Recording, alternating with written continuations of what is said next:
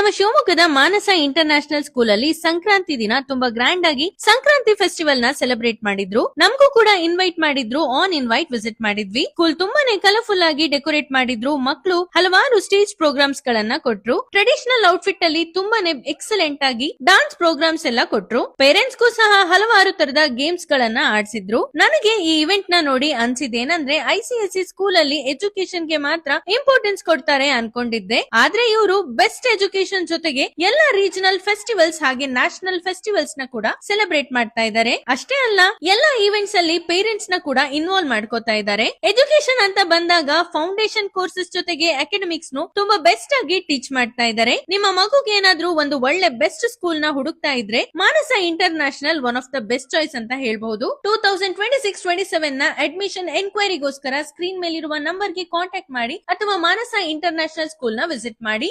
Location ಎಲ್ಲಿ ಅಂದ್ರೆ Sagara road, Shivamogga. ಇದೇ ತರದ ಇಂಟ್ರೆಸ್ಟಿಂಗ್ ವಿಡಿಯೋಸ್ಗೋಸ್ಕರ ದೇವಿಕಾ ಮಹಾದೇವ್ನ ಫಾಲೋ ಮಾಡಿ.